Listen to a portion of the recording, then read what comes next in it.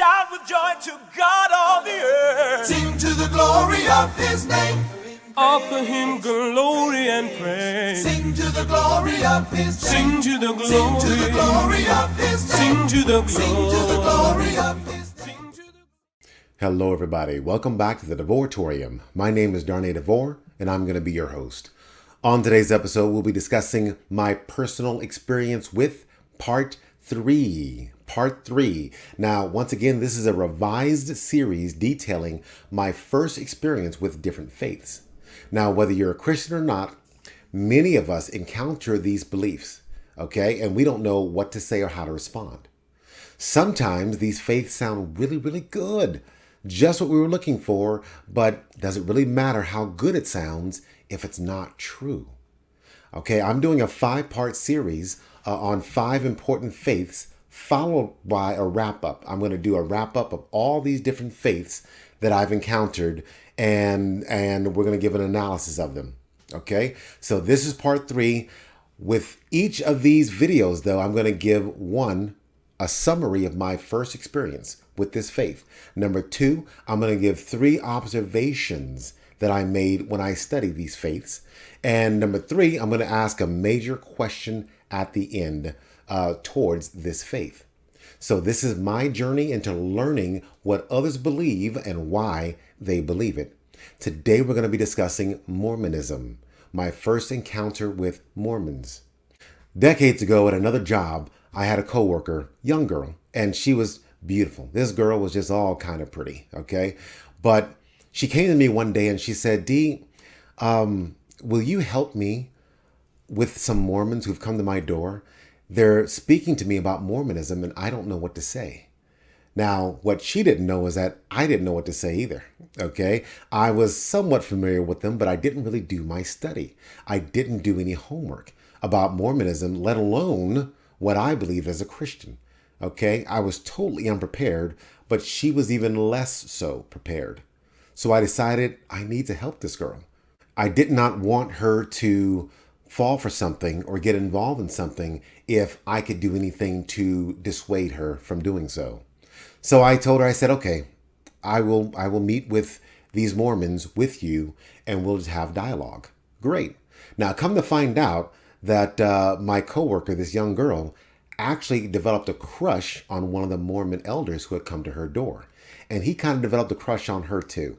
It was cute to see them kind of flirting with each other, but trying not to. But irregardless, she was wanting to know if this faith was real, if it was true, before she engaged any further with this young man. So I sat with them and I listened. And again, I wasn't ready. And I let them speak their speak. And it was very interesting to hear. I learned more about what they believe and why they believe it. But I wanted to know more. I needed to know more so I could actually mount some kind of a challenge. So inevitably, though, the girl and the guy, they ended up getting together. And okay, but it didn't really work out. So they broke up and she got out of Mormonism. That's not really a reason to get in the faith or out of the faith. Is because you're enamored with someone. You have to do your research. You've got to learn what you believe, what they believe, and why you all believe it. So here are my 3 observations in sitting and talking with these Mormons and then researching more of their faith. Once again, I look into their own material. This is a Book of Mormon here, Book of Mormon here, and here we have not just their Book of Mormon, but Doctrine of Covenants and Pearl of Great Price all in one book. That one is really awesome. So once again, when I do my homework, I look into their sources. I don't just grab anything. I grab what they believe to learn why they believe it. Observation number 1. Mormons are consistently the nicest, sweetest people I've ever met. And I'm serious about that. They are just some wonderful, wonderful people. Bible says in Romans 3:10, no one is righteous. Not a Mormon, not me. No one is righteous. Okay? So as nice as they are, that's something that I actually enjoy because it creates a nice conversation. Now, number two, Mormonism is actually similar to Islam in some ways. I want you to go with me on this for a moment. They both started with an individual. In Mormonism, it was Joseph Smith. In Islam, it was Muhammad. They both had a divine experience. Joseph Smith saw God and Jesus himself walking alone in the forest. I believe Muhammad was in a cave and saw the angel Gabriel.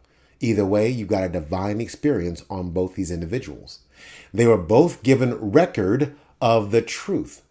Joseph Smith was given the Book of Mormon, whereas Muhammad was given the Quran.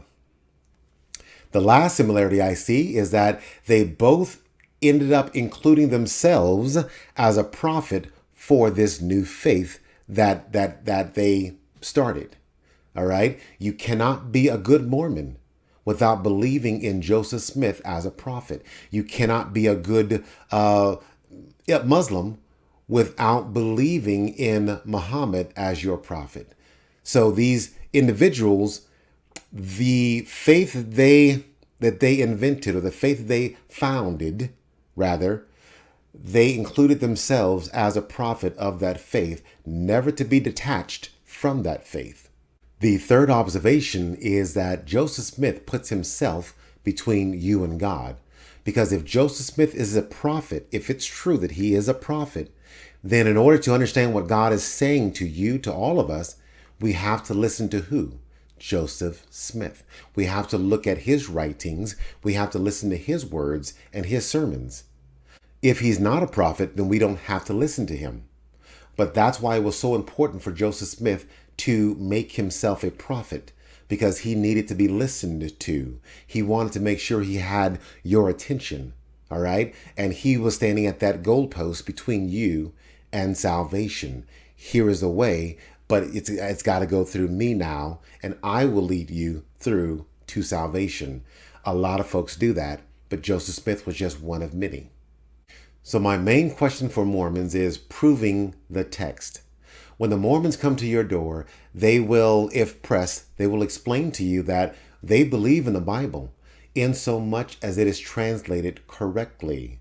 That's a little loophole that they use to where if the Bible disagrees with the Book of Mormon will always hold precedent over the Bible. Okay? The Bible is only accurate if it's translated correctly. Okay? Who do you think has authority to translate the Bible correctly? The Book of Mormon does through Joseph Smith.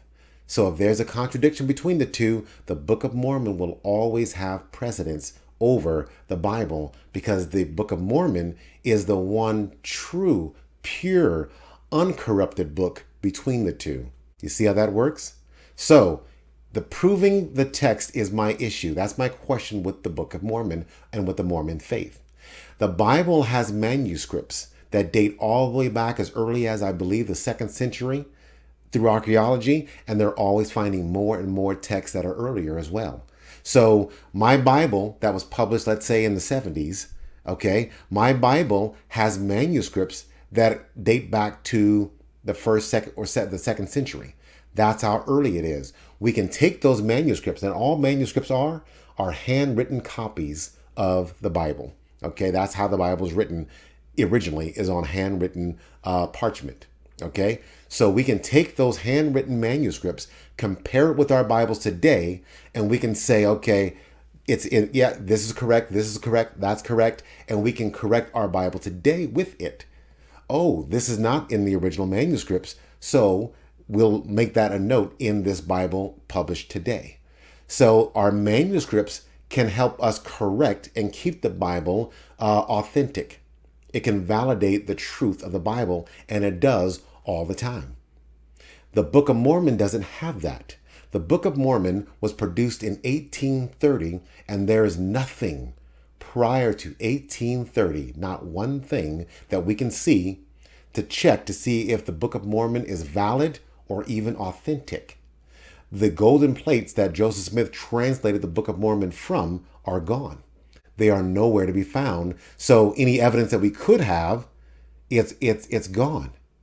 And it wasn't written on anything else in history. so we can't check it.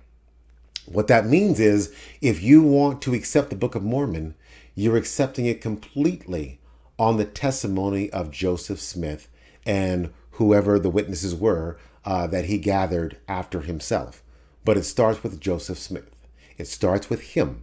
If you don't believe in Joseph Smith, then that will negate the authenticity of the Book of Mormon. If you do believe in Joseph Smith, then the Book of Mormon comes with that belief hand in hand. Can you authenticate or validate the Book of Mormon the same way we can do with the Bible? Can you point to any writings that come before 1830 when it was published? Any writings that can validate, corroborate, validate anything regarding the Book of Mormon? If you can, please present it. I'd love to learn it and see it for myself. If you're unable to, then the amount of faith that it takes to believe in the validity of the Book of Mormon is much greater than the amount of faith it takes to believe in the Bible. Because the Bible has a plethora of evidence that point to it being accurate. The Book of Mormon has not shown that same level of evidence. I did a whole video on just this topic alone. I'm going to include that link below, as well as a link to alwaysbeready.com, one of my favorite websites, in the Mormon section if you'd like to learn more about the Mormon faith and further your own information regarding what they believe and why they believe it. In the meantime, I want to thank everybody for joining me today. Stay tuned for the next video, which will be part 4.